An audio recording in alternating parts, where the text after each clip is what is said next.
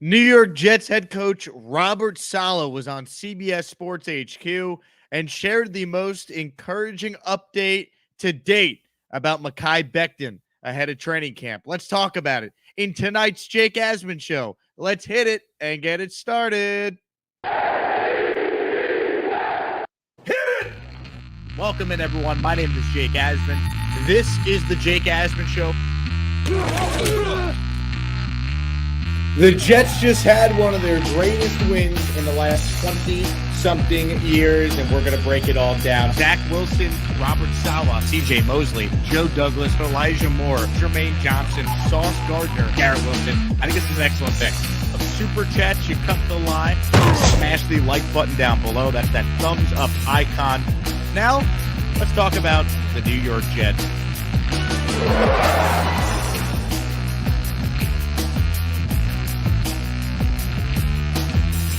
Here we go on a Thursday. Yeah, it's still Thursday.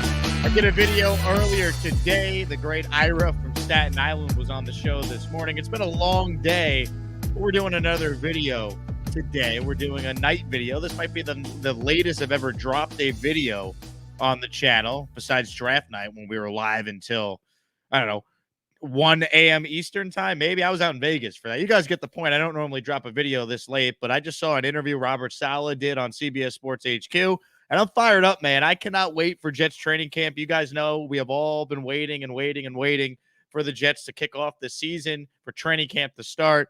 And Robert Saleh did an interview on CBS Sports HQ, and he was asked about a bunch of different players, but in particular, they asked him about Mekhi Becton, and this was the best Mekhi Becton update we have received all offseason. Let's roll the clip. This was Robert Saleh being asked about Becton. Should get it back, Carl. Let me circle back to the O to talk about, Mekhi Becton. What's the latest with Mekhi? Where do you envision when he's healthy, where he's going to be specifically for you in front of Zach? Mekhi's had he's been really good over the last 40 days. He's been in the building every day. He's been putting in work. He's got no restrictions from my understanding with regards to the knee. His weight's getting down. He looks really good, and we're really excited about the direction that he's headed. Whoa, wait a second.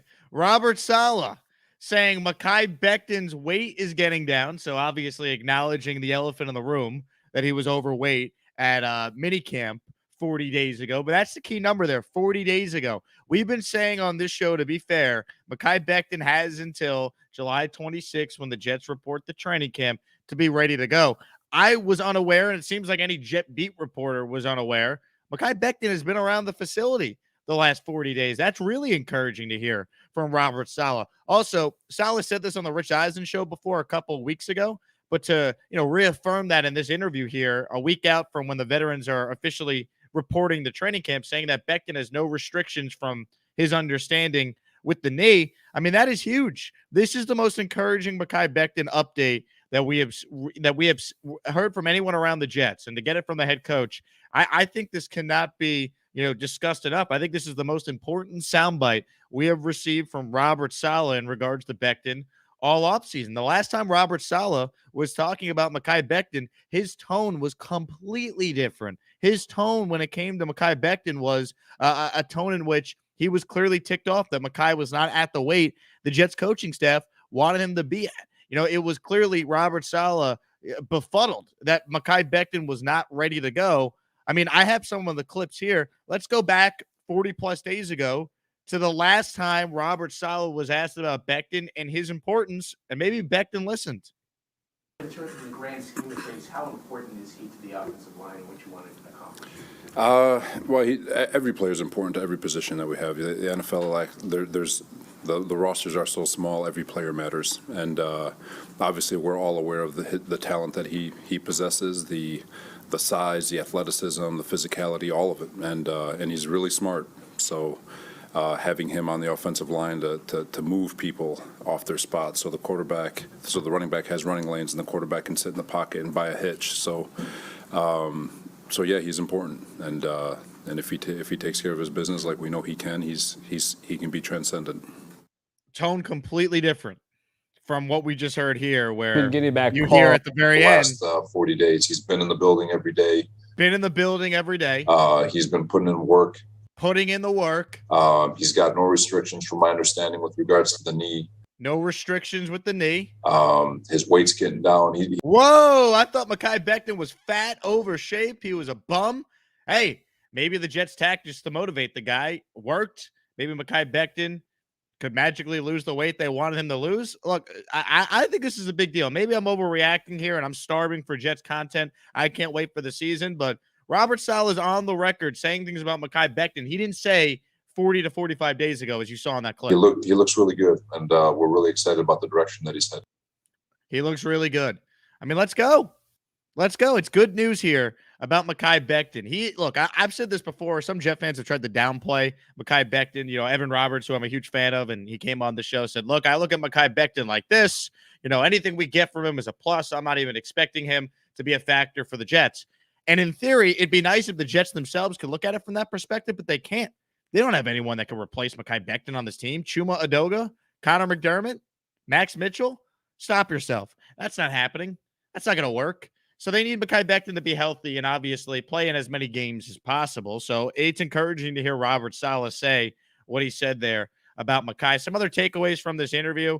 Saleh talking up Zach Wilson and everything he's done this offseason. I got a kick out of the fact that in the comment that the anchor on CBS Sports HQ made, he made a Zach Wilson cell phone reception joke, obviously in reference to Zach's Instagram post responding to Milfgate, and that was pretty funny. Saleh chuckled at that. So the Jets are in a good spot right now. If Mekhi Becton is ready to go. Other than Mekhi, what other storyline are we concerned about with this Jets team just days away from training camp?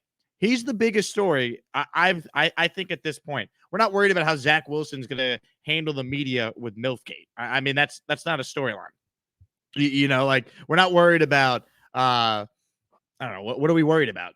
I don't think we're worried about anything right now. I think the roster is set. The team is the team. And Mekhi was the one storyline that we've been following.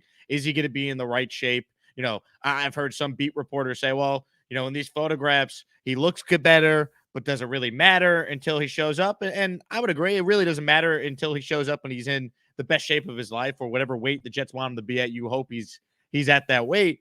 But you know, those pictures were encouraging, and then hearing that from Robert Saleh, though, I think was the icing on the cake. So that's good stuff right there. Maybe I'm overblowing it, but Robert Saleh's tone in that interview completely different than the last time we heard anything from Robert Saleh on Mekhi Becton. And, you know, it's good to hear, honestly, besides the obvious of, you know, Saleh saying his weight is getting down and he looks really good, the fact that he's been in the building every day, I think that's some breaking news. I don't think anyone had been reporting that covers the Jets. Mekhi's been around the team.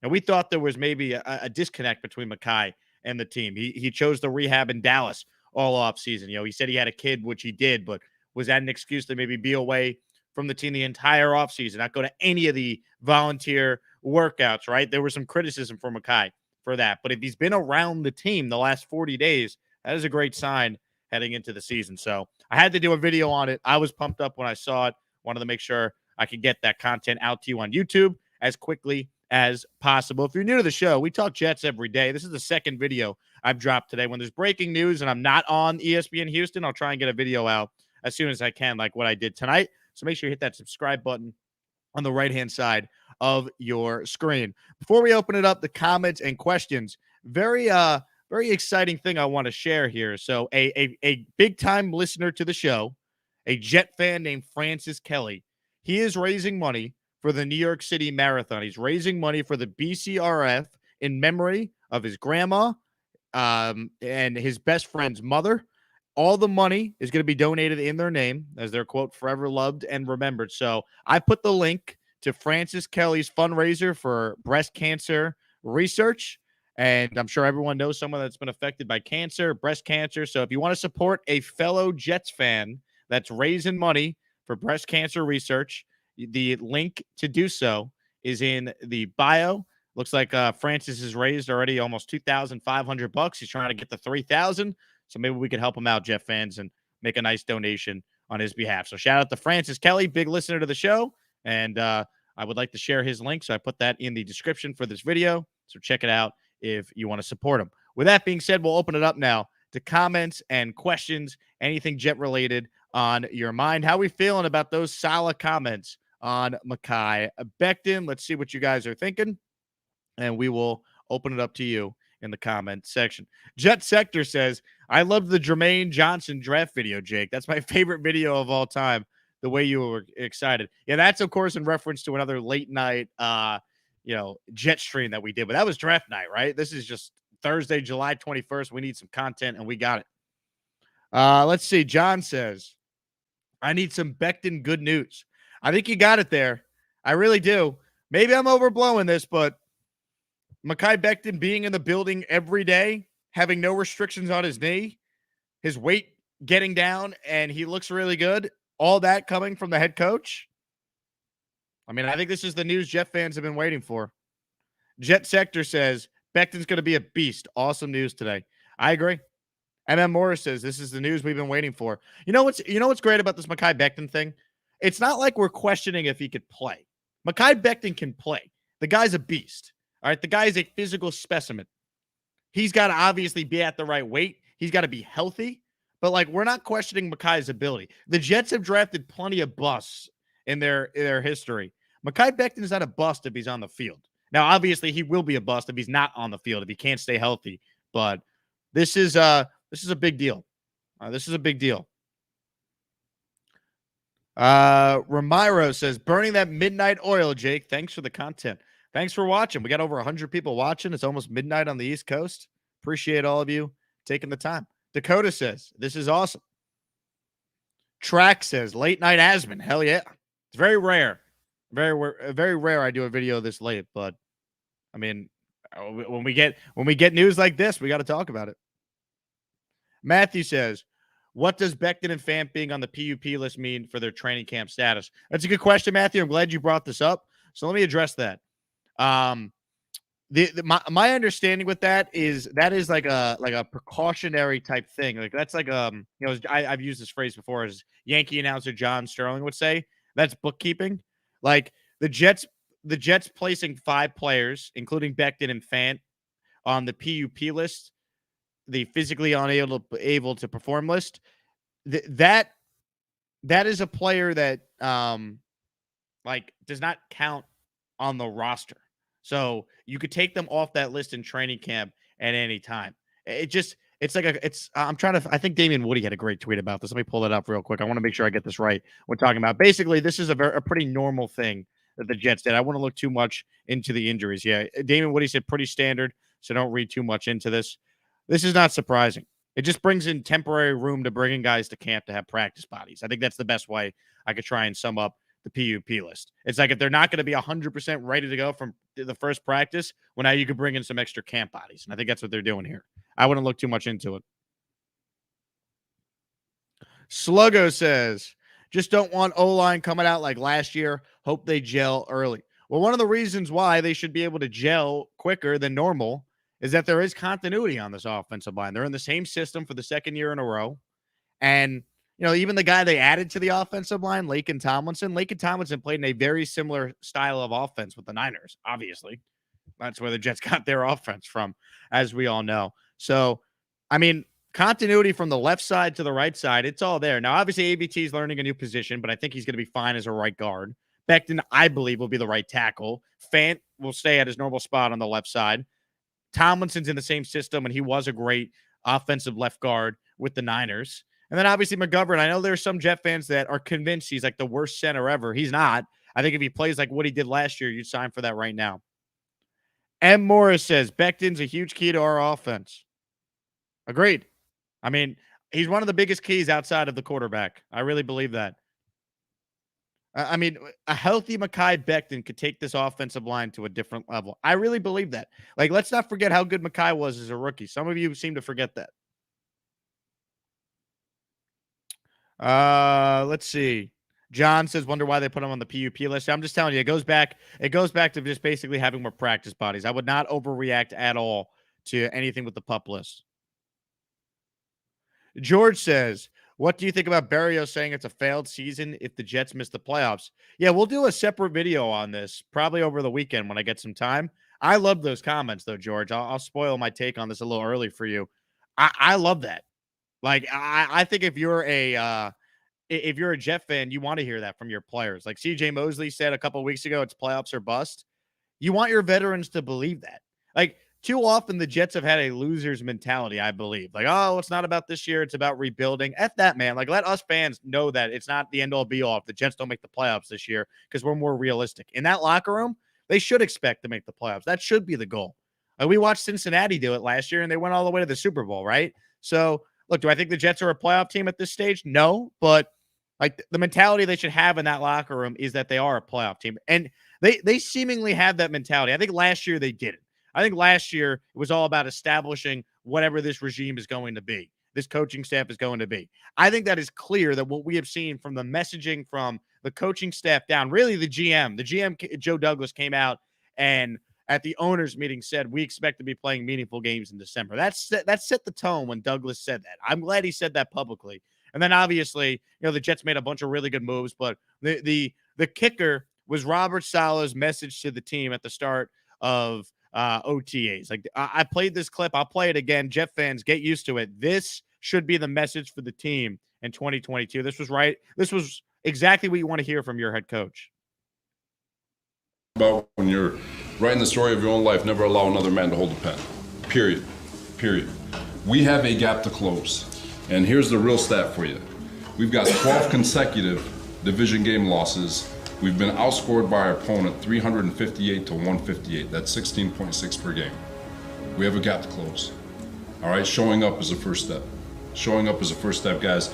How we grow and how we close that gap is going to depend on every person in this room, including me, myself. You guys feel me on that? That's real. 12 losses. That ain't for that ends this year. Like, thank you. That's what we want to hear. Like, stop getting mollywomped by the Patriots and don't get blown out by a bunch of other teams as well. I mean, that's the right message there. Jet NY with a super chat. He cuts the line. Really appreciate a super chat. We've reached midnight on the East Coast. But as Scott Van Pelt would say, I'm not tired yet. Jets NY says, damn, Jake putting in the work. I'm inspired. Man, when we get breaking news, that fires me up. I'm happy to come on anytime I can. The problem is when news breaks with the Jets and it's between 4 to 8 Eastern, I'm on the radio talking about Houston stuff, so it's tough. Let's see. Blitz BK says, why isn't the beat making a big deal of Saleh's comments on Becton? See, I'm not sure. I know this interview was today. I saw the clip earlier today. Let me give credit to the Twitter account that pulled it. It was a bunch of you tagged me in it too. Actually, I got tagged in this tweet here. It was from @Forte Go Jets. Which, where's this? Is this a Spanish Jets account? It's @4TAY Go LI Jets. So there you have it. Let me translate here. It's I think it's Spanish. I could be wrong here. I don't want to get this wrong. Anyhow, you get the point. This person pulled the clip, tagged me in it, and it was from today. So that's good stuff here from Robert Saleh. Amazing Flatulence says, Jake's live at midnight. Hit the like button, boys. Boys and girls, we got plenty of women who watch the show, but I appreciate you, Amazing. Thanks for watching. Mizzo says, Jake, appreciate your late night content. You guys are getting it first. If you're one of the 150 watching this live right now, you're getting it first probably before any Jet fan, because I don't know if anyone's talking about this interview Saleh did, because I think it's a big deal. Trin says, damn, my man Jake grinding late tonight. Yeah, baby. We're putting in that work. All right, let's keep going here. Comments, questions, anything on your mind, you let me know. Matthew says, just drafted Brees in the first for my Dynasty League startup. That's bold. I like it, though. I like it. Look, you guys know my thoughts on Brees, so I think he's winning Offensive Rookie of the Year. I think he's got a chance to do it. I bet on him to do it. So I'm pumped. Track says, if the Texans would have taken Sauce, the Jets would have taken Stingley right after, ? It's a good question, Track. Someone I spoke to that was in the nose told me that the Jets were very high on Stingley. I don't know if they would have taken him at 4, though. I think there's a chance they would have gone pass rusher or Ike Ekwonu. Ike Ekwonu was their highest rated offensive lineman, I was told by someone. So I think that would have been the scenario, but we'll never know because Sauce was their guy the whole time, as Robert Saleh said, and they got him at 4. D. Watt says, still need to sign a competent offensive tackle. Yeah, absolutely. Look, just because Mekhi Becton is, Robert Saleh says here, is looking really good and he has no restrictions, you could always use depth on your offensive tackle spot. Trin says you're posting live past Jets Forever's bedtime. Yeah, Jets Forever wasn't expecting me to be live right now. So when his mother plugged in the charger for him to charge up for another day of trolling, he missed out on, or he or she missed out on the opportunity to join the show and chat. Ryan says, what is a team that is underhyped and one overhyped? It's a good question. What is a team that is underhyped? I think the Raiders are flying under the radar. I've been thinking about this. I'm not going to sit here and tell you they're going to win the Super Bowl, but do they not have an elite offense? The biggest question I have with the Raiders is Josh McDaniels a good head coach? We know he's a good OC. He did a great job with Mac Jones. We know he had a tremendous amount of success under Belichick. But can he be a head coach? He was awful in Denver, but that was a long time ago. Did he learn from that? And my other thing with the Raiders would be Derek Carr, what is he? I think stay with me, guys. If you follow this analogy, I made this on the radio today, and I thought it was pretty good. The Raiders remind me of the 2017 or the 2016 Atlanta Falcons. That Falcons team should have won the Super Bowl. They didn't blow a 28-3 lead. And that year, Matt Ryan was the MVP, at a career year with Kyle Shanahan as his OC. He was never that good ever again. He was a good player. He was great when he won the MVP. If McDaniels could be what Shanahan was to Matt Ryan and Derek Carr takes a leap, you look at the weapons they have with Waller, Devontae Adams, Renfro, Josh Jacobs out of the backfield. They added Chandler Jones to that defense. They still have Max Crosby on the defensive line. I think the Raiders are underhyped. I think they're a good team. I think they were a playoff team a year ago, so they're not being talked enough about. And a team that's overhyped, I mean, it's easy to say the Cowboys every year, right? We talk about them all the time. They never win anything. So it's easy just to go default Dallas Cowboys. I don't know. Do we consider the Eagles an overhyped team? Probably not. I got to think about the overhyped thing. It's tough. It depends on your version of overhyped. Honestly, the Baltimore Ravens. I'm not sold on the Ravens. I know they had a bazillion amount of injuries last year, but I have some questions with that team. I don't know if they're overhyped, but people talk about them like they're a lock to be this great playoff team, and the AFC's tough, as we all know. I'll think more about that overhyped question, though. Luigi checks in. What's up, Luigi? Will you be going live during games? Picked up my season tickets, and hopefully we'll have something great to talk about. So I'll be going live after games. You do not want to watch me during games. That's not fun for anyone. Believe me, I'm a nightmare to be around when I'm watching the Jets. But I'll do a post game show like we did last season. After every game ends, get to YouTube and we'll go live. And I'll tell you, I'll put our post game show up with any post game show you're going to find, including what SNY puts out. So if you want instant reaction, unbiased, not homer, real analysis on the Jets after every game, check out my YouTube channel, following the game, and you'll get that. Cougar Tamer, Zach Wilson. What a name. It would never happen, but if we somehow sign Jesse Bates, do you think our secondary is top 5, assuming Sauce plays to its potential? Yeah, I actually do think it's in the conversation to be in the top 5. If Sauce plays to his potential and you had Jesse Bates, I mean, top 5, I'd have to really look, but it's in the conversation. But they're not going to add Jesse Bates, so I feel like it's it's a moot point. I did a whole video on this yesterday, but let me tell you, the more I think about it, the less likely it is for Jesse Bates to be a Jet. This team walked away from signing Marcus Williams over money. Now they're going to trade draft capital and give out a bigger contract to Bates. That would be very anti-Joe Douglas for them to do that. Siobhan Shu checks in with a super chat. Still pissed about the Yankees losing to the Astros.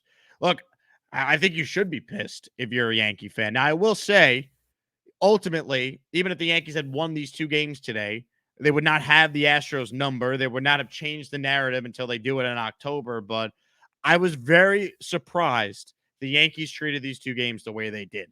To put Gallo in the lineup in the first game and sit Donaldson and sit Stanton, I thought was absurd. And then to not have LeMahieu and Rizzo in the lineup in the second game, and you're sending out Domingo Germán making his season debut in Houston, that to me was ridiculous.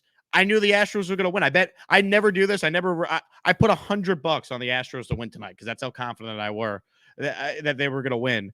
Because I saw Germán pitching. I'm like, they're not going to win with him on the mound. Not when they're sitting Rizzo and LeMahieu. And notice the only time they scored some runs is when Judge hits the home run of the ninth. Well, what happened? Well, they pinched it with LeMahieu. They pinched it with Rizzo. And they put some pressure on the Astros. So very frustrating. But, ultimately, like, they got to figure it out. And they got to be aggressive at the trade deadline. That's a no-brainer for the Yankees. The Astros have proven they are just as good. They're on the Yankees level, and if the Yankees think they're just going to walk to a World Series, it's not going to happen. They're going to have to go through Houston, and they're going to have to make moves to compete with the Astros. Jets Take says, we need Jake to be a beat writer for the Jets. We do not need that at all. I appreciate it. Someone on Jets Reddit was like, Jake should take over for DJ, who's now down here with me in Houston. I do not want to be a beat writer. I'll explain why. If you're a beat writer, you have to be neutral. You can't be a fan. I'm a fan. Like, that's why I'm in sports radio, because I am a fan first. I want to give opinions and react. When you're a beat writer, one, you're on deadline, and I suck at writing, so I don't want to do that. But two, like, you got to be objective. Like, there's this thing, no cheering in the press box. That when I go to games, I go as a fan. Like, that's how I look at it. Like, like, compare me to what Evan Roberts is, right? Like, he's not a beat writer, but he's a passionate fan. He goes to games. That's what I want to do, to use that New York example there. So I would never want to be a beat writer. But I appreciate the support, Jets Take. Nick says, Jake, I didn't see the Saleh quote. What exactly did he say? We got almost 200 people watching right now, so I'll reset for those just tuning in. This was the full quote that should fire up every Jet fan about Robert Saleh. I screwed that up. This should fire. It's late. Give me a break, guys. This should fire up every Jet fan. These are Robert Saleh's comments about Mekhi Becton. Talk about, Mekhi Becton. What's the latest with Mekhi? Where do you envision when he's healthy, where he's going to be specifically for you in front of Zach? Mekhi's had he's been really good over the last 40 days. He's been in the building every day. He's been putting in work. He's got no restrictions from my understanding with regards to the knee. His weight's getting down. He looks really good, and we're really excited about the direction that he's headed. I mean, if you're a Jet fan and you're not thrilled to hear that, I don't know what to tell you. This is much better than having to hear from every beat writer how fat Mekhi Becton is, right? Like, I think we're all tired of those updates, or hearing different people speculate how much he weighs. Like, hearing that from Robert Saleh, I think is encouraging, because the last time Robert Saleh was asked about Mekhi Becton, you could tell he was not happy. So that was a very encouraging update. Shivanshu says, it's a tragedy Gallo is still on the Yankees. I love how you used a super chat just to get that off. You're right. The fact that Joey Gallo took an at-bat today for the Yankees is a disgrace. It's a disgrace. Look, nice guy. I wish Joey Gallo all the best, but he's offensive Sonny Gray. He can't handle New York. You got to move on. It's as simple as that. It's as simple as that. Let's see. Lou Sosa says, Jake at night. We're doing it, baby. Late night Jake Asman show. We got over 200 people watching. Jet fans are truly incredible.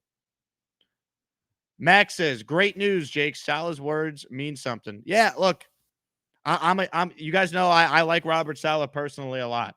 And he's honestly very honest.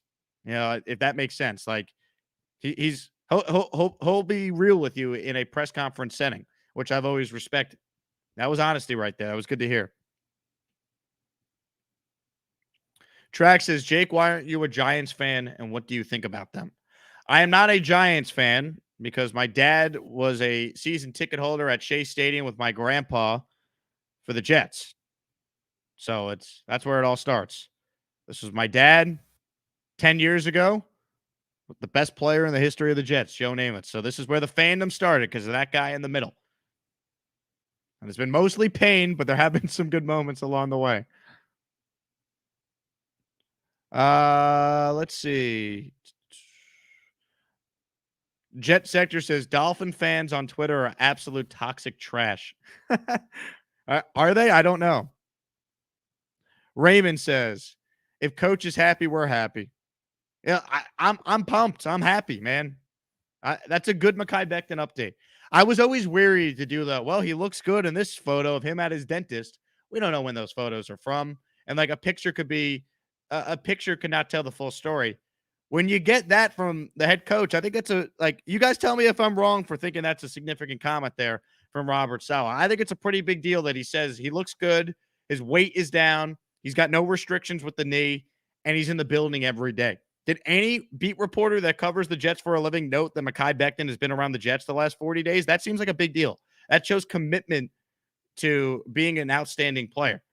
Maybe now when we look back on what Mekhi said at minicamp, maybe we could actually believe him. We could look at Mekhi Becton now and say, hey, wait a second.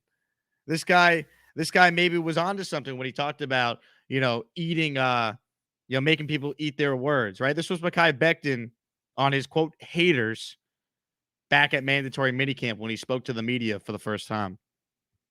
The first round pick, a lot of praise, and this guy had the potential, and last year was different. Mm-hmm. Do you feel like people have kind of written you off already? Yeah, and I don't understand why, but it's all good though. I'm gonna make them eat their words.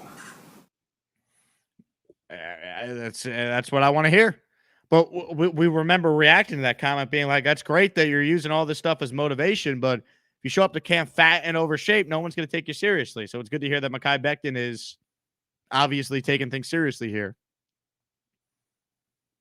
Jay-Z Jet fan says, Jake, you're the man for doing this at this hour. Best in the biz. You guys are awesome for watching this, man. Like how many NFL fan bases could go live on YouTube and have over 200 something people watching, on a random Thursday night? So I will continue to say the Jet fan is one of the best fans in all of sports. I seriously mean that. There's not a more passionate fan base than the Jets. Nick says, Saleh seemed very pleased, which I love, but his weight is getting down, means 5 days before reporting day is still not hit the target weight. Look, Nick, the fact that he's been in the building, though, for the last 40 years, I wish it was 40 years. The fact that he's been in the building for the last 40 days, that's significant. You know what I mean? Like, that's significant. That means he'll be at the weight they want him to be at by the time we're ready to go here. And really, the most significant part of that update is that there's no restrictions with his knee, meaning when Mekhi Becton takes the field, there's no restrictions. He's ready to go. Ron says, Jake, are you going to try and make it to Florham Park practice other than the green and white? Ron, I would have loved to. Unfortunately, the way the Jets did their training camp schedule, I can't make any of the practices. It just doesn't work with my vacation schedule. But I will be at MetLife, everyone's favorite air conditioning unit, August 6th for the green and white scrimmage. So if you're going, hopefully I'll see you there. M. Durrett says, Jake is on late tonight after midnight Eastern. We'll go as long as we need to go when we got big Jet news. For those of you who were following the show around draft night, I mean, I was out in Vegas, so I was on Pacific time, but we did a we did like a 3-hour stream after the first round of the draft that night. Like, that was incredible. That was some of the most fun I've ever had on air, and I've been doing radio for 10 plus years already. Also on the air today, I tried. You guys know who Will Levis is? Will Levis is the quarterback of Kentucky. He apparently puts mayo in his coffee, which I think is like sicko behavior. He does this. So we did it on the air today. We did the Will Levis challenge because he could be a first round pick. The Texans could draft him next year. So on the radio today, I tried coffee with mayo in it. I tweeted out the video on my Twitter at Jake Asman if you want to watch. It was horrendous. It was grotesque, as you can imagine. Siobhan Shu with another super chat. He says, I'll super chat till Gallo is gone.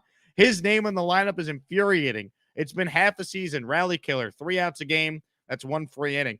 I laugh when non-Yankee fans say, how has Joey Gallo hurt the Yankees? He has hurt the Yankees because the Astros have now closed within 2.5 games of the Yankees for the best record. All this talk about this historical season the Yankees are having, they're only 2.5 games up in front of the Astros. So when all you people said, oh, Gallo's not hurting them, he is hurting them. He shouldn't be in the lineup. It's enough. They have Andujar who could play over him. Hell, Ithaca's finest, Tim LeCastro, should be in the lineup more than Joey Gallo. It's a joke. It's a joke. I mean, I got nothing else to say about Gallo. It's just infuriating to every fan that follows his team. Let's see. Ryan says, Mac Jones will struggle next year with a lacking defense. If you watch, he actually crumbles when the play breaks down. Look, I'm not afraid of Mac Jones. I don't think you should be scared of Mac Jones. Not to take anything away from what he did as a rookie. He was statistically very impressive, and he did a nice job. But he also had the benefit of Bill Belichick and Josh McDaniels, top 5 rushing attack, top 5 defense. Like, it was a totally different situation. They didn't ask him to do all that much. Ideally, with Zach Wilson this year, the Jets put him in a spot where they don't need him to do all that much early, and Zach can rely on the running game and rely on the defense. But the ceilings for both players, it's not even close. If New England could have Zach Wilson or Mac Jones, they would pick Zach Wilson. And anyone who tells you otherwise is not being rational. Zach Wilson's ceiling is infinitely higher than Mac Jones. Does that mean Zach's going to be better? He's got to prove it. But if you're asking me who I would have right now, it's Zach Wilson without question. Tyler says, who's going to be the Jets X factor this season? Your thoughts? I mean, the easy answer is the quarterback, right, Tyler? The guy that's in your avatar. I'll say Becton if I'm not going to go Zach. I think Mekhi Becton's health is a big key for the Jets. I mean, people forget just how good that this guy could be when he's healthy. Some of you Jet fans need a reminder on what Becton could be. Go Google Mekhi Becton rookie year highlights or go watch his tape against Myles Garrett when the Jets played the Browns. I mean, this guy could play. I love the draft videos, Jake. My favorites. I mean, that was some of the most fun. Yoshi says coffee with mayo is serial killer behavior. Could you imagine if the Jets were in the market for a quarterback next year and they would have to decide if they wanted to take a quarterback that would put mayo in their coffee? If you thought Milfgate was bad with Zach Wilson, which ends up being this funny thing that we all could have some fun with, could you imagine mayo in the coffee conversation with the New York media? Daryl says Von Miller versus Becton will be fun to watch. Yeah, we should get that twice this year. Hopefully, if both guys are healthy. Mike says, hit the like button. Thank you, Mike. Appreciate you. Nick says, Mac Jones is a game manager. They lost a lot of pieces without adding more. I think the Pats finally come back to earth. Look, I'm never going to count out a Belichick coach team. With that being said, the Jets have a better roster than the Patriots. Do they have a better coach? Do they have a better quarterback? I mean, those are the big questions. Obviously, Belichick's a better coach than Saleh, but you get my point. It's like, how can Saleh take a step as a coach and this coaching staff take a step and develop the talent they have? If you're comparing rosters, I'll take the Jets roster over the Patriots roster. That's not even a hot take. Like, go look at like roster grades, roster rankings. The vast majority of the general public would agree with that. The difference is Belichick has had the Jets number, and the Jets got to break that streak. They got to beat the Patriots. Coffee with mayo. How did he come up with that concoction? I don't know, but it's absolutely gross. If you guys want to see it, it's on my Twitter account at Jake Asman of me trying mayo coffee. Gross. Siobhan Shu says, love Dom, but he was wrong about Gallo not hurting. So this, of course, is Don LaGreca you're referring to, who I love personally, and we will get on the show in the near future. But Gallo is hurting the Yankees. Like, the idea that he's not is actually silly. He is. Their lead against the Astros now down to 2.5 games. Gallo is an automatic out every time he steps up to the plate. He's hurting the Yankees. Anyone who tries to say he's not is not watching every game like Yankee fans do. Mr. Downtown with a super chat. He cuts the line. Jake Asman after dark. A nice surprise. Yeah, this is this is a one-off. We will not have too many of these late night streams, but we're having fun. And honestly, the turnout is incredible. And I know I always go live in the morning, so a lot of people who watch the show at night probably don't get a chance to catch me live. I do want to say this, though. We had an awesome interview today with Ira from Staten Island. So if you haven't watched it yet, you'll have that. We go down memory lane. I mean, for those who don't know, Ira from Staten Island is a legendary Jet fan. He's in their Jet Hall of Fame that they did for their fans. He was one of the inaugural members into the class. Guy goes to every home and road game every season. And he calls into ESPN and the Fan every week. And this guy's big. Siobhan Shu says, sorry, I know this is Jets talk. It's just Gallo game 1. Look, I get the Gallo frustration, Siobhan Shu.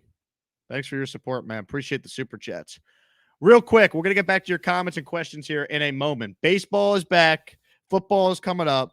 And I want you guys to get in the mix and start betting on sports today. Use my QR code. You see it there on the screen. If you've never bet with a sports book before, now's the time. I'll even walk you through how to do it. You ready? Take out your phone like this. A little inception here. You can see me. All you do is scan the QR code. It comes right up. And when you do that, it takes you to my landing page here at BUSR. If my internet wasn't so slow, it would load quicker. There we go. So you're on my landing page. When you're here, you hit that Bet Now button. You sign up and start betting with my official sportsbook, BUSR. Check it out. Mets back in action tomorrow against the Padres. Future bets for the Jets. I'd bet the win total on the Jets right now before it moves. That's my piece of advice. BUSR.com/Asman to sign up, or use that QR code right up there on the screen. Let's keep going here. James, he says, the Jets have so much depth this season. We're going to cut some decent players when we trim to 53. It is a good problem to have. It is a good problem to have that the Jets have some real tough decisions to make with what the roster is. Ron says, earlier topic, Jake, I think breaking up in a small town song by Sam Hunt fits Zach and his buddy. Breaking up in a small, so you're saying the Sam Hunt song, breaking up in a small town, fits Zach and his, I guess his buddy would be his ex-girlfriend. Ron, I think I'm following your logic there. Mike says, Ira is a beast as a fan. Like, Ira from Staten Island is a legend. Anyone who has seen that much pain and remains the ultimate optimist for the Jets deserves our respect. M. Durrett says, I miss Jerome from Manhattan and Doris from Rego Park. Fan legendary callers. I mean, I grew up listening to them every night. Joe B on the overnight. The best.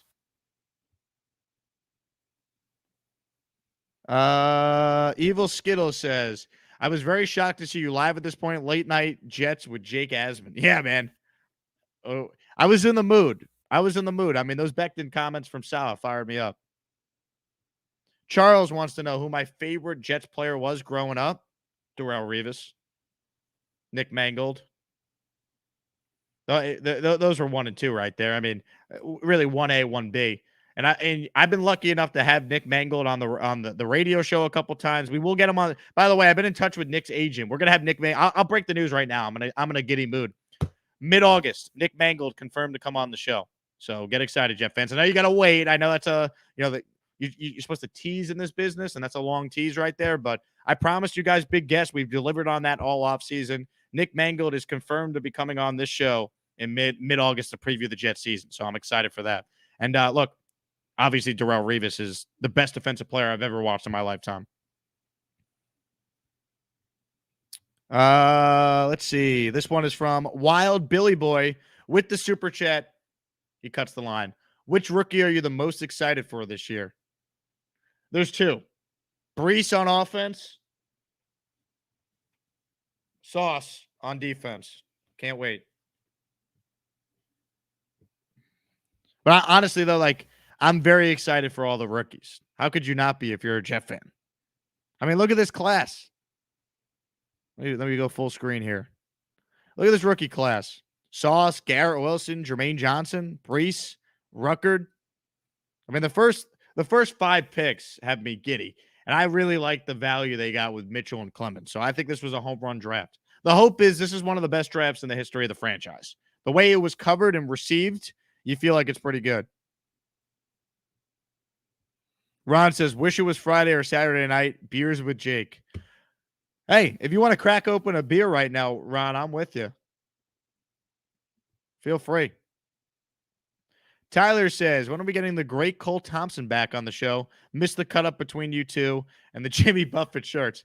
I wore a Jimmy Buffett shirt one time with Cole. Cole would wear the Hawaiian shirts every single Friday, Tyler. But I will let Cole know that he is missed. We'll get him on the show. I'd call Cole up right now, but he's not up yet. Cole does, you want to talk about grinding? Cole does a show on Sports Map Radio, which was my previous employer before I got hired full time to go over to ESPN Houston.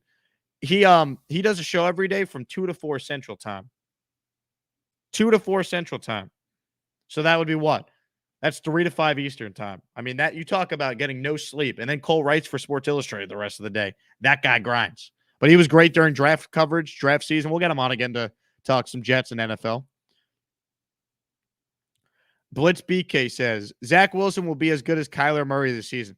Blitz BK, thank you for bringing this up. Someone earlier in the chat asked me what, which team I think is overhyped. And I said, you could just easily say the Cowboys because of all the coverage they get. The Cardinals, to me, are incredibly overhyped.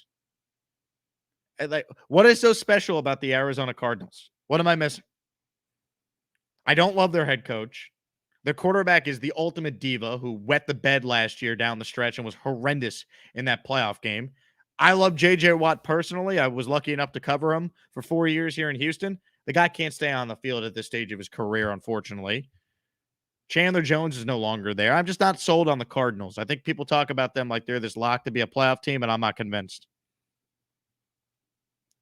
Nolan says, Jake, is the strip club closed? How come you here tonight? Nolan, I'm in Houston, man. If you know anything about Houston, the strip clubs never close. But no, I'm in a jolly mood. And you know what? And as soon as I'm done with this, you know what I'm going to do?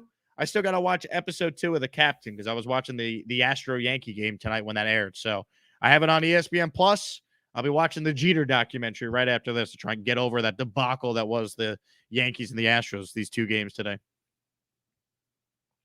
Luigi checks in with a super chat. Man, super chats are popping off tonight, guys. Thank you. Appreciate your support. If they get Brees rolling, then I think it takes pressure off the whole team. My X factor, running back 1.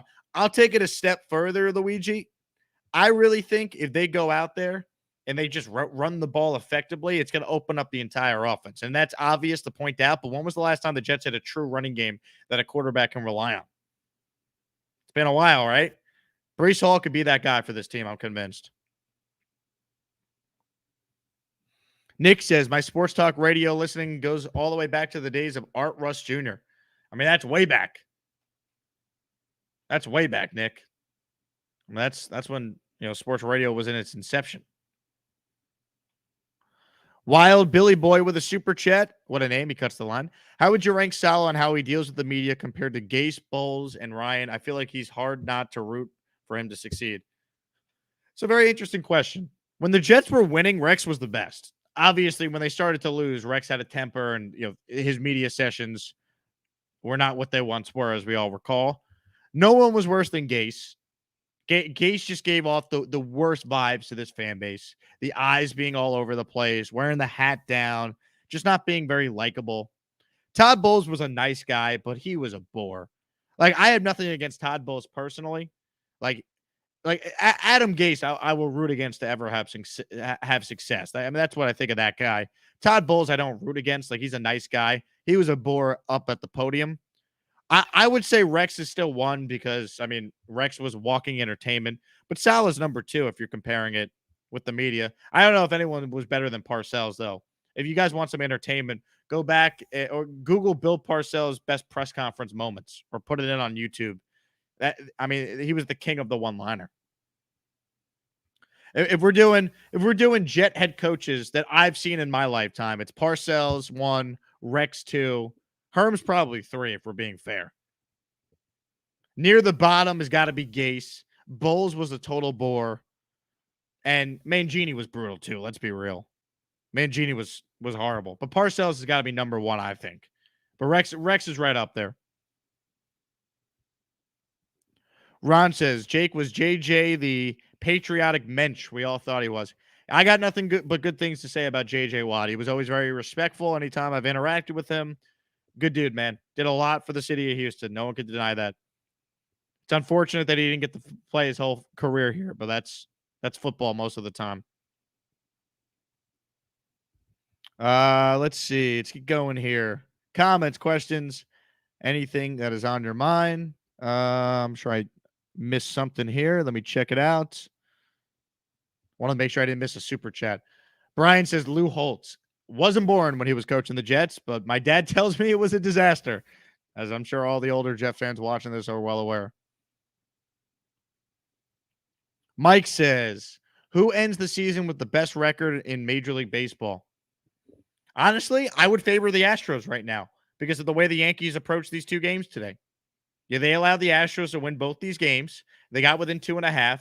And the Yankees play in the toughest division in baseball. They play in the American League East. Every team's above 500. The Astros have to deal with one good team in their own division, the Mariners. That's it. The Rangers suck. The A's suck.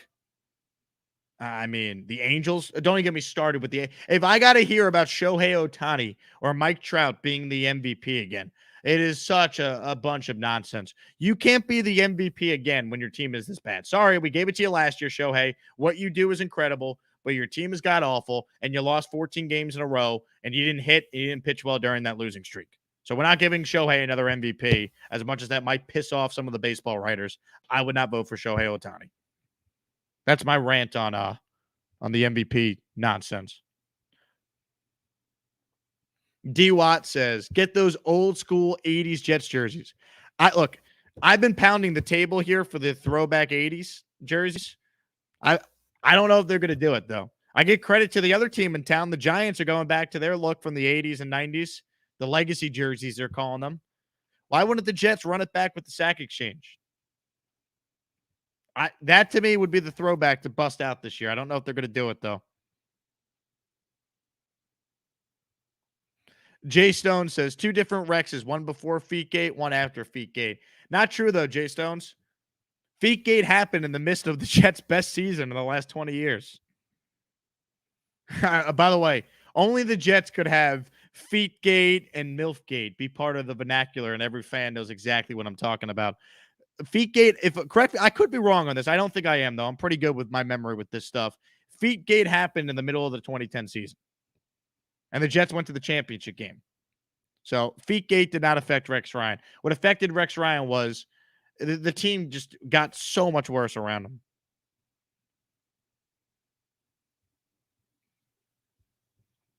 James says, watching the Jets for 50 years, love the way the team is being built. It's the most confidence I have had in a front office, James, since, prime Rex and Tannenbaum together. It's been a while. John says, football's around the corner now. You're damn right it is. Blitz BK says, Jake's so excited for this team, he couldn't sleep. PJ says, Jake at night. Whatever keeps the content flowing. By the way, there's more of you watching this live right now than I normally get when I'm live in the mornings. In the mornings, we usually do between 200 and 300. We're right in line with what we normally do in the mornings here. So the Jet fans are starving for content any time of day, which is incredible. Let's see. Jamesy says the X factor for the Jets is going to be good quarterback play. Becton being healthy, which means we have a top 15 O-line and a pass rush for a change. Look, the X factor for the Jets, you nailed it. It's Zach Wilson. We all understand that, but they got to help him. All right, it's a team sport, as we all know, and having a healthy Mekhi Becton could be a game changer. Your SD says, or yours DJ. I'm always confused by this name, but I appreciate the support. Late night schmoozer. I used to board op Steve Sommer's show on the Fan when I worked there. That was an honor and a privilege. I will say, if you screw something up on Steve Sommer's show, he's going to let you know about it. So you always got to be on your toes. James says, I believe we're moving in the right direction. I mean, to be fair, it is hard to be as bad as the Jets have been. So you would think with all the high picks they've had and the capital they've had and the cap space they've had, they would be moving in the right direction. But I felt that way going into 2019, and obviously they hired Gase. They fell on their face. It was an absolute disaster. But this regime does feel different, and that's all we could hope for. Willie Boy, I can't speak. Maybe we should end this early. Wild Billy Boy says, do you hope the Jets change their uniforms when they're eligible in 2 years? If so, do you hope it's a variation of the 80s logo, and what color scheme? I got news for you. I don't think they're going to change the jerseys anytime soon, Wild Billy. The jerseys they're wearing now are going to be the jerseys. They're going to be sticking with the green jerseys that they redid here. They're going to be sticking with it. I don't think that's going to change anytime soon. What they could do, though, is they could add a throwback jersey under the new NFL rules. I've been arguing for years. They go back to the 80s logo style with the helmets, and they go with the 80s sack exchange look for a game. I think that would fire the hell up this fan base if they did that. Brian Z says, worst head coach in Jets history has to be Bill Belichick. Quitter. Nah. It's Rich Kotite or Adam Gase or Lou Holtz. See, Belichick is technically a Jets head coach, but he's also undefeated as a Jets head coach. He never lost a game. So we can't put him on that list. As much as I don't like Bill Belichick, we have to obviously put Gase, Kotite, and Holtz on that list. Another gate for the Jets, eye gate, when Gase had that intro presser. I mean, how bad was that, folks? How bad was that? James says you should do more late night videos. When we have things to talk about, I'm happy to go live. But it's normally I'm pretty tired, man. The YouTube stuff I really enjoy. We usually go live for almost an hour pretty much every day. But my main job is I host a 4-hour radio show every day. So when I get home from work, it's usually Chipotle, watching sports, and then I got to upload YouTube clips for the channel for the Houston audience. So I normally just don't have time, but I saw this Becton interview and I was fired up. So Michael, this is indeed real life. All right, Luigi's jumping in with the Knicks. By the way, if anyone complains we've talked about other sports besides the Jets, my response would be it's Thursday, July 21st, and it's after 12:30 on the East Coast. We can talk about whatever we want at this stage. Jumping in with the Knicks, Barrett for Mitchell. Luigi, I would not trade RJ Barrett in the Donovan Mitchell trade. I've been on the record. I've said that. I am a huge Knicks fan. I want Donovan Mitchell on the Knicks as badly as anyone. I think it defeats the purpose in adding Mitchell if you're trading away RJ Barrett. I would want to make a Mitchell trade where you do draft picks. And if you have to trade some of the young pieces on the team, as much as I love Quentin Grimes, and I loved watching him here at University of Houston, so I knew that was going to be a good pick by the Knicks. As much as I like Mitchell Robinson, as much as I like, Obi Toppin, if you got to include some of these guys to get Donovan Mitchell, I think it's worth it. But the more young players you include, the less total draft picks that you're making. There's got to be like a sliding scale on the deal. But I don't think you can include RJ Barrett in that deal. I think that'd be a mistake. I think RJ Barrett could be a legit number 2 on a team that could compete for a championship. Not yet, but eventually he can. And I'm not giving up on a guy that's 20 years old. Is RJ Barrett 21 yet? How old is RJ Barrett? I don't even think RJ Barrett's 23 yet. Let me say, I'm going to guess he's 22. Yeah, he's 22. He just turned 22 last month. I'm not giving up on that guy, so I would not include him in a Donovan Mitchell trade. Jay Stone says, "Igate was a total red flag we all missed." I don't think we missed it, Jay Stones. I don't know about you, but when Adam Gase had his introductory press conference, I didn't sit there that day being like, I'm really inspired for this guy to be the coach. Now, I will say I defended Gase when the Jets were 0-1, and then Sam got mono, and he couldn't play against Cleveland, and then Trevor Siemian breaks his leg. I think Myles Garrett had like a dirty hit on him. He breaks his leg, and the Jets were down to Luke Falk. I said, we can't fire Gase yet when he has not had Sam Darnold at all at quarterback. And the Jets were like 1-7. So I said, look, as much as I despise Gase and didn't want him to be the head coach, they can't fire him yet until we see what he does with Sam. And then you had the Fugazi 6-2 second half. He saves his job. And we all know what happened in 2020. That was the only time I defended Adam Gase, when Luke Falk was his quarterback. I don't care who your coach was. That was the worst quarterback play I've ever seen in my life. And we watched preseason Christian Hackenberg, Bryce Petty, Geno Smith. We've seen some bad quarterback play as Jet fans. Brooks Bollinger. Oh, my God. I could keep going here, but I don't want to make all 230 of you guys quit. That was the worst. Siobhan Shu with a super chat. Gallo Gate or excessive rest gate? Gallo Gate is worse. Every team rests players like what the Yankees have done. The fact that Joey Gallo is still taking at bats is absolutely ridiculous. Michael says, Jake, are you a golf fan since you're wearing the Bethpage black hat? If so, what's your handicap?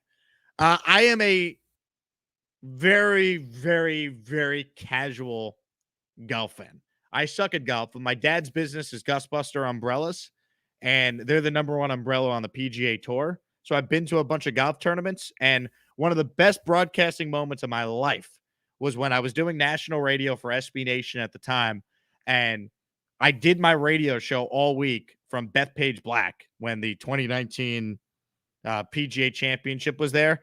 Some of the most fun I've ever had on the radio. My dad was there all week for his business, so we came on the radio that week, which was a ton of fun. But that week alone, the guest I had on my show was incredible. Nick Faldo, Jim Nance, Vern Lundquist, Jordan Spieth.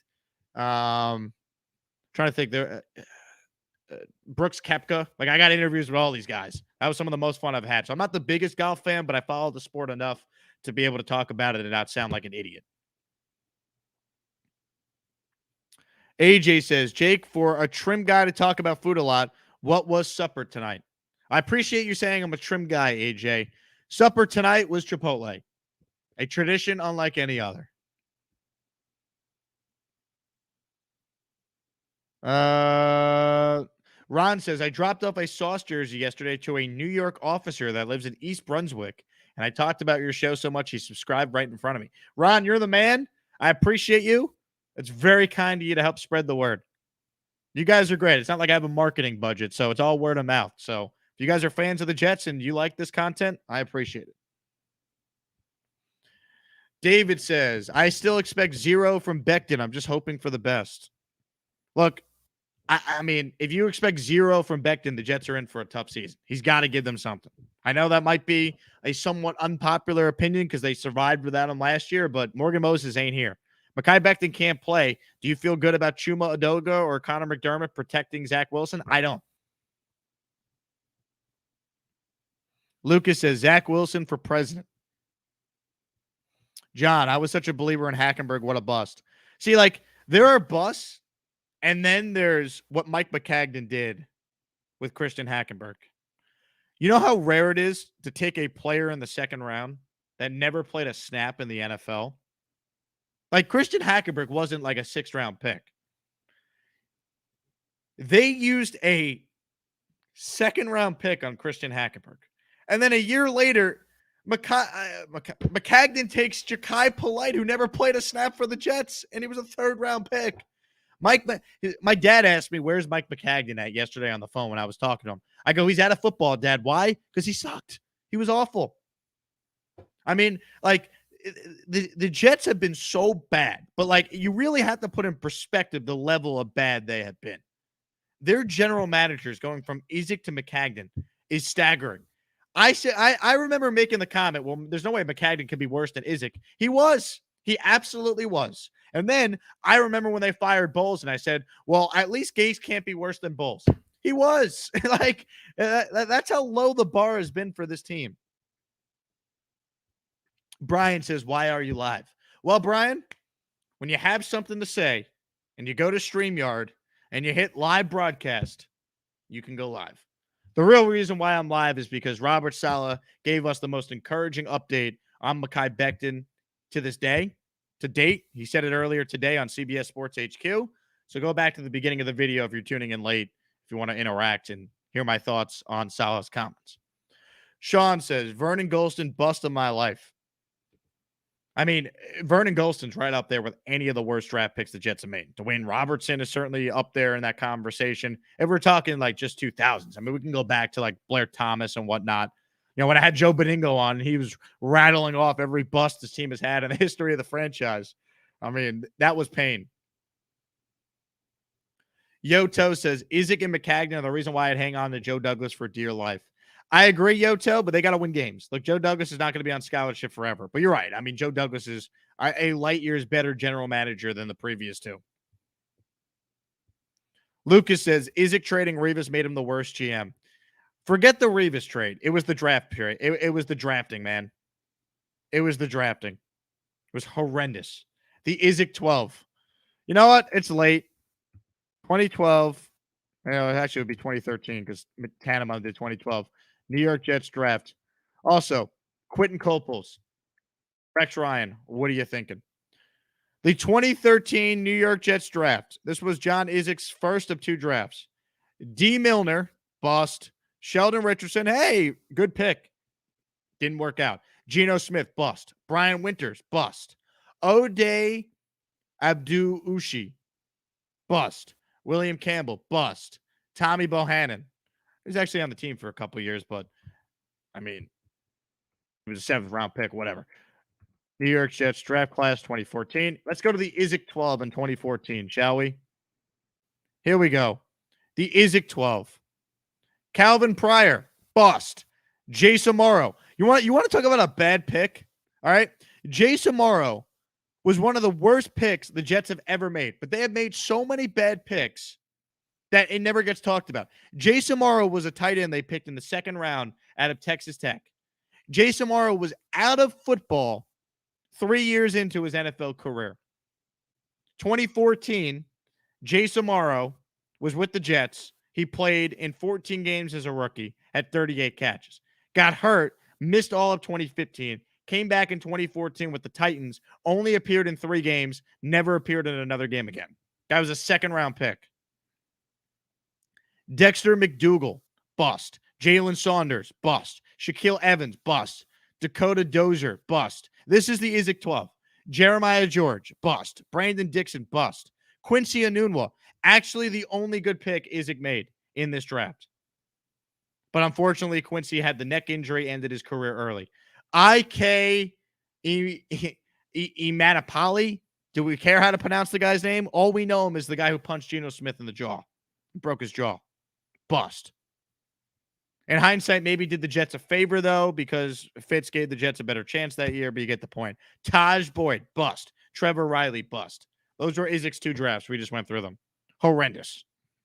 McCagnon was not much better. He just had more years. They were both terrible. Jay Stone says, Jake, you can only get 1 jersey from the season. Who do you get? Only 1? I feel like it's pretty safe if you were to get a Sauce jersey. I would also get a Breece Hall jersey. I think you're not gonna regret that. Josh checks in with a super chat. He cuts the line.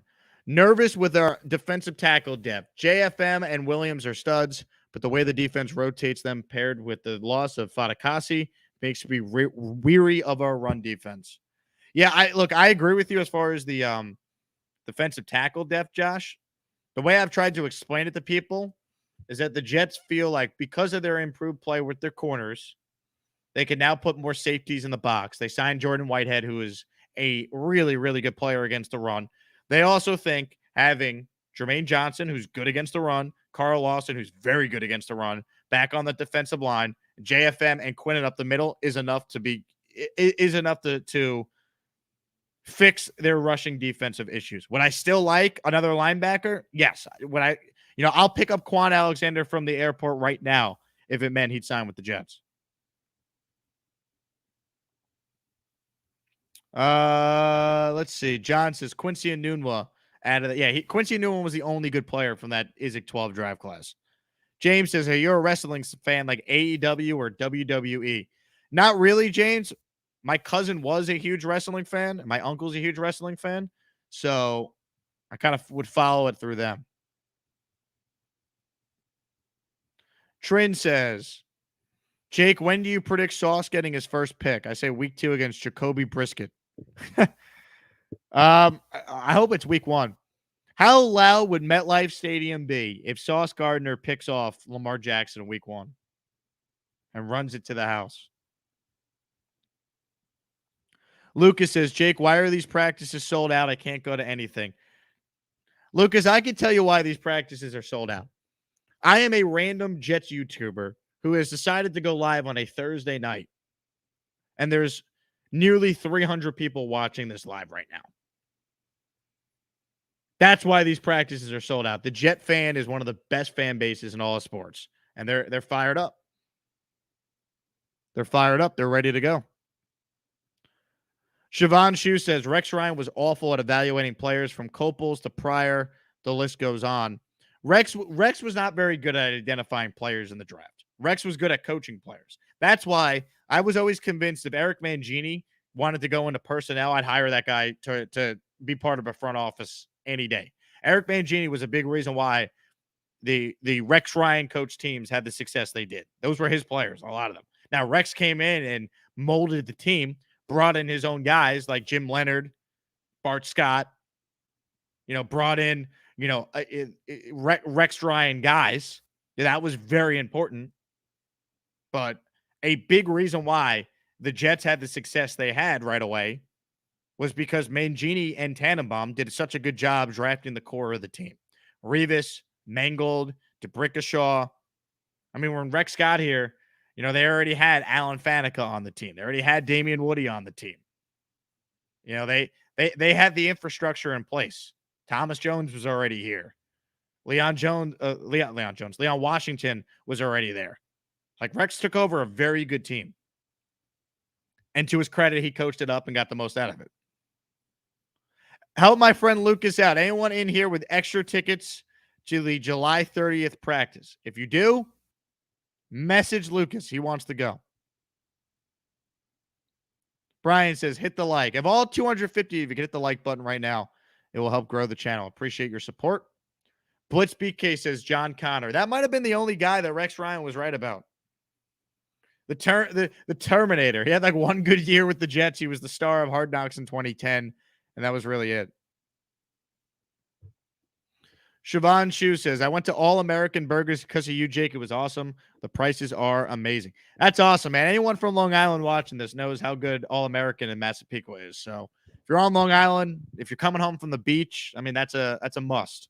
So I'm glad to hear that you went. I will certainly be hitting up All American when I'm back in New York in like 10 days. Can't wait.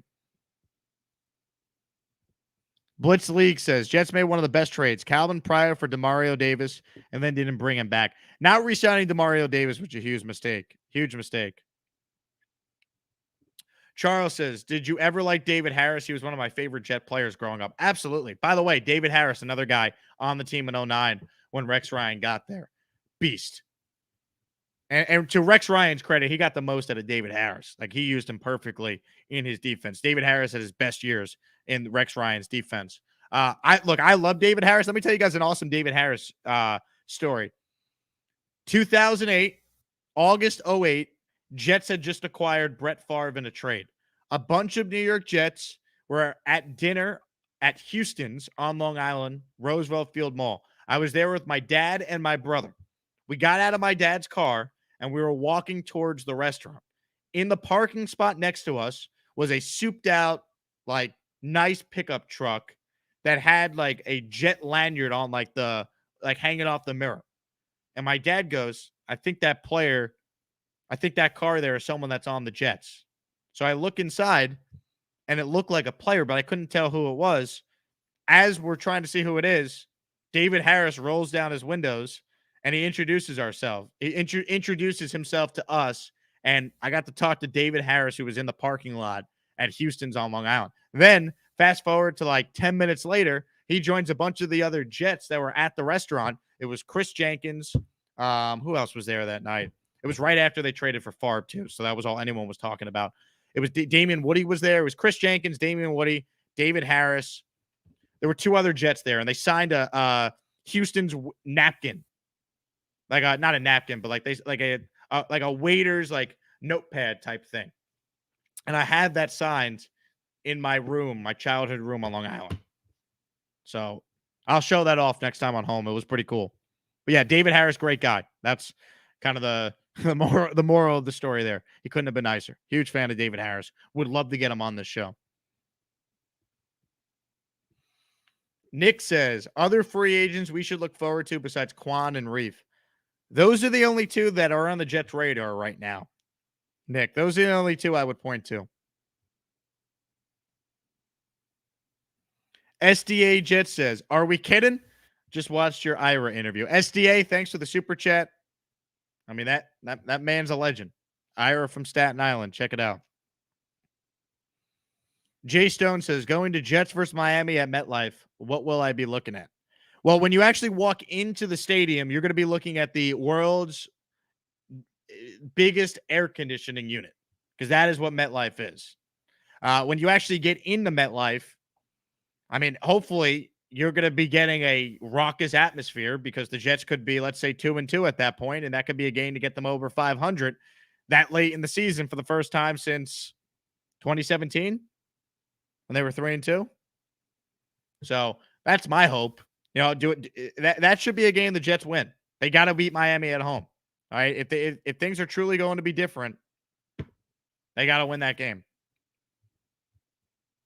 Blitz League says the Jets always frequent in Houston's shut down shortly after the Jets left Long Island. That's one of the biggest bummers for me, Blitz League. Houston's on Long Island is no longer there. Now it's since rebranded to just Hillstone, and there's a location in Manhattan, which I've been to, and there's Hillstones now here in Houston's. But how crazy is it that I live in Houston, and the restaurant Houston's rebranded to only Hillstone? Why would you rebrand your restaurant from Houston's to Hillstone if you're in Houston? That doesn't make any sense. Best spinach and artichoke dip on the planet, though, is at Houston/Hillstone.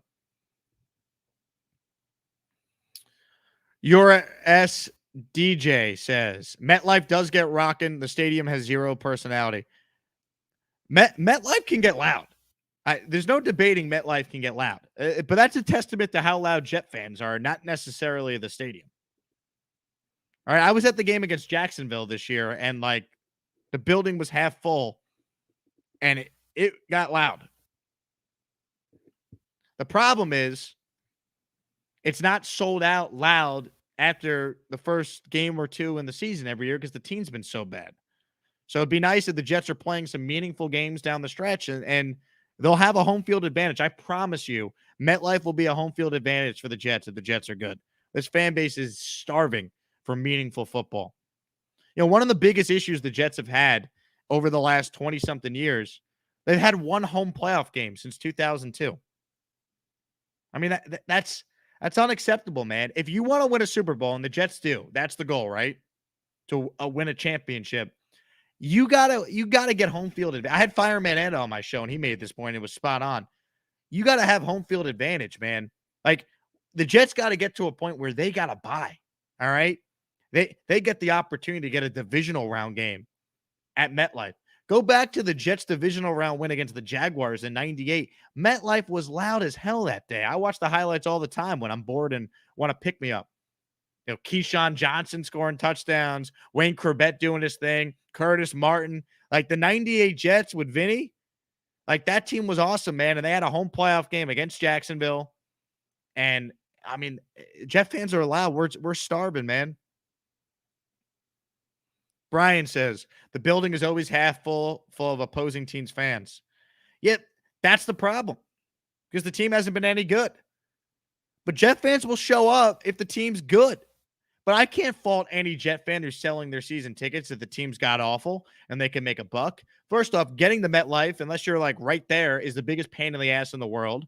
The Jets have a ton of fans that are coming from Long Island, so it's not easy to get there. Then you're sitting in traffic. And let's be real. The viewing experience for football, I much prefer to watch a game on TV than I do being in the building. Now, you don't get to replicate the tailgating atmosphere. You don't get to replicate the environment of being at a big game. But if the team is god awful, I don't fault any Jet fan who's like, I'm selling my tickets, I don't want to go. It's a lot. It's expensive to go. It really is. So if this team is good, like, just competitive, the fan support this year should be off the charts. We know week 1 is going to be nuts. If they win week 1, oh my God, I cannot wait to hear how loud it's going to be week 3 when Cincinnati comes back.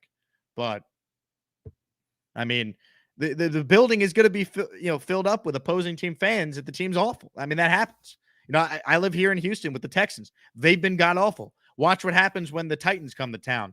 It's all Titans fans. Or when the Colts come to town, it's all Colts fans. The Texans played a game against the Raiders a couple of years ago. I felt like I was at the black hole. Like, when you're god awful, that's what happens. So the Jet fan base is great, but you're not going to get a sold out building if the team's god awful and the weather sucks in East Rutherford, New Jersey. MetLife should have a dome. The fact that it's a $2 billion stadium and it doesn't have a retractable roof, it never made any sense to me when all these new palaces across the NFL have state-of-the-art facilities with character and personality, and all we got as Jet fans is a giant AC unit that we got to share with the Giants. Nick says, finally able to catch the show live since I work nights. Always love the show. Everyone needs to like, subscribe, and tell other Jet fans about it. We are few and far between in Kansas City. We're from New York. Nick, that's awesome, man. Appreciate you taking time to write in.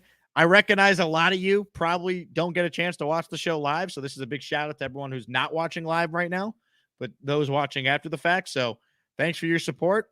And Kansas City, man. If you want a good sports talk show host to listen to in Kansas City, one of my best friends in the business is Alex Gold, who does the midday show on 610 Sports in KC. He's on from 10 to 2 every day. He's a good dude. So that's my piece of Kansas City sports radio advice. Caleb says, late night stream. What a blessing. My man. Dennis says, Jake, do you sleep, bro? I do sleep, Dennis. I do. Let me plug this tomorrow. Frankie from Flatbush is joining the show at 12 p.m. Eastern time. Well, actually, I can't say tomorrow. It'd be today. 12 hours from right now. No, I'm bad with math because I'm in Central Time. Most of you are in Eastern Time. All right, here it is. 12 p.m. Eastern Time. Frankie from Flatbush is joining the show. Fellow Jet YouTube guy. Awesome dude. We'll have him on the show. We'll talk all things Jets. So that is 11 hours from now. I believe my math is right. Brian says, come crash at my house. I'm 20 minutes away from MetLife. Anytime, any day. Come chill. Brian, I appreciate that, man. Thank you. Nick says, football is the best TV sport. Hockey's the worst. Hockey's the best sport that they'll watch in person. You will never have more fun at a sporting event than a great NHL game. I stand by that. And forget the playoffs. It's just a different animal. It's incredible. Jay-Z says, I'm taking my daughter to her first game week 5. We're going with Jets Media. It should be awesome. That's great. I'm glad that Richie organized the Jets Media get-together. Week 5, that's that Miami game. Track Back says, the 98 Jets vs. Jags game is the loudest I've ever heard a stadium get, honestly. I mean, the old Giants Stadium could rock. You want to hear, you know, another game where old Giants Stadium rocked? Go watch the highlights of the win and we're in game back in 2009. 2009 Jets when they shellacked the Bengals on Sunday Night Football. My God, was Giants. They closed out Giants Stadium in fashion that night. That was fantastic. Steve Stein says, 230 watching, need 230 likes. I'll take all the likes I can get, Steve. It's tough sledding in July. Go look at your favorite content creators' YouTube views this month. They're probably down because it's a tough month right now for sports content. RGL says, Drew Lock or Geno Smith? Can I say neither? I mean, that's a tough battle there. I guess Drew Lock. I don't feel great about either one. I think Seattle should go after Garoppolo. I don't know if San Fran will trade him in division, though. But if he's released, Seattle, I think, should make a play for Garoppolo. Shane says, Jets should just put a plane on their helmet and crash Giants Stadium. Look, I've said this for years. Both the Jets and the Giants have been incredibly lazy with their helmets. Like, the Giants team name is the Giants. Their helmet for years is just the Giants spelt out, and then a lowercase NY is what their modern helmet looks. And the Jets helmet just says Jets on it. The original helmet at least had the plane on it. I mean, we've come to accept it because it's all we've known. It's been grandfathered in forever. But both the Jets and the Giants have been incredibly lazy with their helmet logos. I mean, I'm just going to call a spade a spade. Drew says, love the late night content. Drew, I appreciate it. It's nice to know so many people don't like to sleep, man. Where it's 1 o'clock Eastern on the 1 a.m. Eastern on the East Coast, and we got 230 people live right now. Nick says, I agree. I grew up with Ranger season tickets, red seats, 3 rows off the ice. I'm spoiled. It's one of the best seats in the house right there, Nick. That's fantastic. That's fantastic. I'm dying to get hockey here in Houston. I don't think it's going to work. But, I mean, move the Coyotes here, man. Houston would love hockey. They just don't know it. Blitz League says we could be seeing Josh Rosen week 2. I don't think so, Blitz League. I would think Jacoby Brissett's going to start. Now, I will say, if Jacoby Brissett gets hurt, you could see Josh Rosen. The big thing with week 2 is you're not seeing Deshaun Watson win the game. Win the game. Deshaun Watson's not playing. Win the game if you're the Jets. Cutler says, I'm on the West Coast. Love the late show. Yeah, if you're on the West Coast right now, what is it? It's 10 o'clock right now? It's perfect timing. We'll do a couple more here, and then we'll wrap up. I honestly thought I was just going to do like 20 minutes on this Becton thing, but the super chats have been great. The questions have been fun, so I don't mind. I still got to watch that Captain episode too. Dave from Highland Park says, I live in Houston. Perfect hockey town. Dave, do you listen to my radio show on ESPN Houston? 97.5 FM? Hopefully you do. If you do, I appreciate it. Siobhan Shu says, Josh Rosen, quote, there are 10 mistakes made ahead of me, LOL. I won't lie. I thought Josh Rosen was going to be pretty good. Like, if you told me the Jets were going to end up with Josh Rosen going into, that 2018 draft, I was okay with it because I thought Sam was going one, and I thought the Jets were going to decide between Rosen and Baker. Now, it turns out McCagnon would have taken Baker had Sam not, if Sam was off the board, but, it has not worked out for Josh Rosen. I will say this. Sam Darnold's a bust, right? We all can acknowledge that he has not worked out. Josh Rosen's like an all-time bust, though. He's on his 5th different team now. At least Sam got a chance to play for another team last year. He'll be in the league as a backup. Josh Rosen's been on 5 different teams. He's 25 years old. He was the biggest bust out of all of them.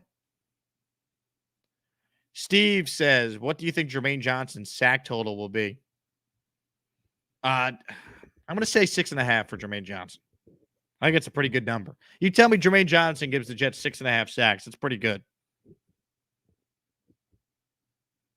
SDA says, I'm only up because I came from my office happy hour where I spent the majority of the time talking Jets also. People are excited about the Jets, baby. We haven't had this in a long time. Excitement about the upcoming season. Rob says, salute, Jake. Salute to you, Rob. Dave says all the time. Dave, I appreciate that. I didn't realize you were a listener. Thanks so much for listening to the radio show. If you know anyone in Houston, tell them the Wheelhouse is the show on record. 3 to 7, ESPN, 97.5 FM. Need all the ratings we could get. That's how I get paid. Track says, hell yeah, night owls watching Jake Asman. I used to love watching the Arrows, an old minor league hockey team. I would love the NHL in Houston. Track, correct me if I'm wrong, but you're in Houston too, right? You're a Houston guy, I think. I mean, hockey would work in Houston. I've been saying it. It is a great sport. And let me give you a quick fact about Houston as a sports town. It's the biggest U.S. city in the country that does not have all 4 major sports represented. Think about that. Houston's the 4th biggest city in the country. It's New York, it's L.A., it's Chicago, and then Houston. New York has every team in every league represented. Got 3 hockey teams. You count the Devils, 2 basketball teams, 2 football teams, 2 baseball teams. L.A., got the Dodgers, you got the Angels, you got the Kings, you got the Anaheim Ducks.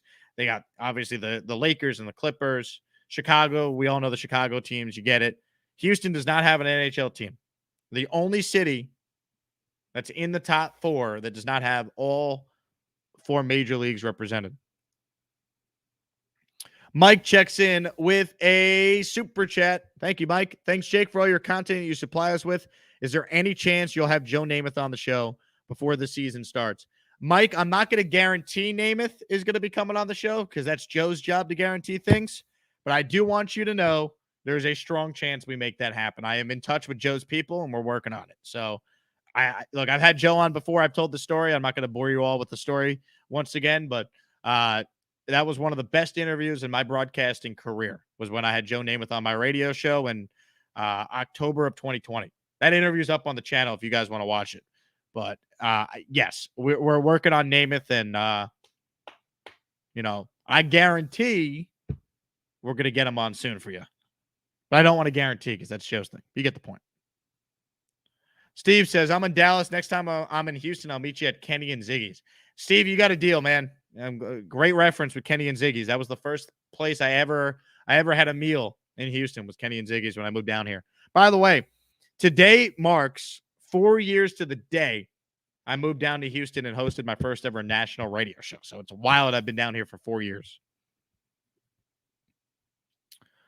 Mike says, hit the like button on the way out. SDA Jet says, most playoff wins for a quarterback in Jets history. Mark Sanchez has got the most playoff wins for a Jet quarterback in history. 4. Anytime people bring up Mark Sanchez and they say the butt fumble, slap them in the face, all right? Go full Will Smith on Chris Rock if someone tries to demean Mark Sanchez and says butt fumble, and that's all he's known for. It's ridiculous. Butt fumble is the most overrated play in the history of the NFL. The Jets were getting killed that night. It meant nothing. It's only a big deal because it happened to the Jets. It was against the Patriots, and it was on Thanksgiving. So everyone watched it. But if it happened in a random late season, 1 o'clock Eastern CBS game, no one would have been talking about it. So, like, the fact that people associate Sanchez with that is a joke. I associate Mark Sanchez with the fact that he's got a 93 career quarterback rating in the playoffs, and the Jets won 4 road playoff games with him as the quarterback. Siobhan Shu with a super chat. This will be one of our last ones here. Then we'll get out of here. We've gone for an hour and a half, and we got more content coming tomorrow. Who gets Luis Castillo at the trade deadline? It should be the Yankees, Siobhan Shu. They should be all in. They need another arm. They need another arm. I've been saying it. They have Garrett Cole. They have Nestor Cortez. They have Luis Severino. I want Luis Castillo. I'd feel a lot better about this rotation if they add him. You know, look, Jordan Montgomery continues to pitch really well, but I want another arm. I want some insurance. Boomtown says, hey, Jake, I was about to shut it down. I saw you were live. Can I get a quick recap of the Becton story? Boomtown, go back to the beginning of the video for the full breakdown. But the big story on Becton is Robert Saleh said on the record today on CBS Sports HQ, Becton has been in the building every day over the last 40 days. No one reported that. He has no restrictions with his knee. His weight is getting down, and he, quote, looks really good. That's the most encouraging update to date we have gotten about Mekhi Becton. Dave from Highland Park says Kenny and Ziggy's is the best. They just opened up a new location down the street from where I live, Dave. I go there often. Phenomenal spot. Danny says, do you think Kyler Murray is overpaid? I mean, yes, but that's kind of the going rate for a quarterback, right? Like what were the Cardinals supposed to do if they didn't pay him? Like, the head coach is on the hot seat, right? Cliff's got to win. They have a veteran-laden team. If they were like, we're not paying you, Kyler, and he holds out, and they don't have him, what was their option? So they kind of caved to the player. But do you blame them? Like, what option do they have if they didn't pay him? That's how I'd look at it.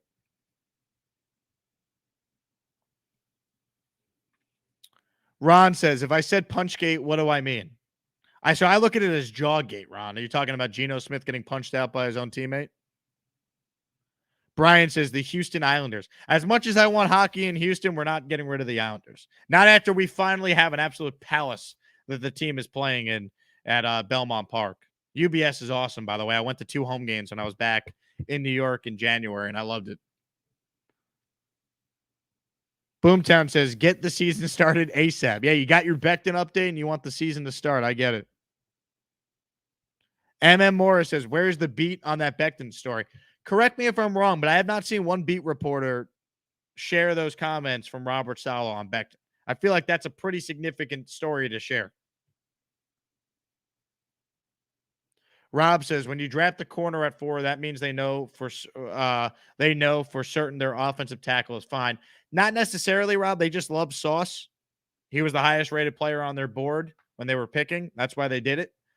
Look, they obviously do have some faith in Becton, though. They didn't sign any veteran tackle to this point yet. And not even like Riley Reef, but I'm talking like in free agency. And, you know, they obviously didn't go out there and they didn't make a big splash in the draft with Ike Ekwonu or Evan Neal. So they have enough faith in Becton to think that, you know, he could start on this offensive line. Dave says, Connor Hughes leaving. So I know where Connor's going, but it's not my job and that's not my story to share. Connor is not leaving the New York area, though. He will still be covering the Jets for a significant outlet that all of you are aware of. So I'm sure he'll announce it soon. But Connor Hughes is not leaving the Jets beat. He's covering the Jets. He's just not covering the Jets for The Athletic. DJ Bieniemy left the Daily News. DJ replaced the WOT, the worst of all time, Manish Mehta. He replaced Mehta on the Daily News coverage, and DJ moved down here to Houston. So we will be getting 2 new beat writers covering the Jets. Someone who's going to replace DJ at the Daily News and someone who is going to replace Connor at The Athletic. And I know who's replacing Connor as well. I think you Jet fans are going to be very, very pleased with that. So some good stuff coming, I think, to the coverage of this team. Jesus says, Jake, do you ever sleep? It's like 3 p.m. here in Sydney. Surprised to see you online. I do sleep, I promise. But we're having fun, man. The comments keep rolling in. I know we're going to end it soon, but this has been fun. Shane says, who wins week 1, Jags or Commanders? I don't know, Shane. Commanders. Commanders win week 1. M. Green Cup says, rumor is Connor's going to SNY. James says, just saw Salah's comments, and I'm fired the F up. I'm fired up too, James. You should be fired up. It's a big deal. Very big deal. Boomtown says, Jake does love calls, hoping to join one day. Yeah, we will do more calls coming up. We're going to end it there, though. We've gone for over an hour and a half. We'll do some calls coming up. Tomorrow on the show, 12 p.m. Eastern, Frankie from Flatbush. So, Jet fans, you guys are truly the greatest. Do me a favor. If you have not subscribed to the channel yet, smash that subscribe button on the right-hand side on your way out. It takes literally 2 seconds. If you're new to YouTube, you sign in with your Gmail account, and you're good to go. So I appreciate all of you for watching. Jet fans, let me know your thoughts in the comments. Are you optimistic about Mekhi Becton after you heard what Robert Saleh had to say about how he looks ahead of training camp? Thanks again for watching, and I'll be back with more videos throughout the week. Enjoy your night, Jet fans. See you, everybody.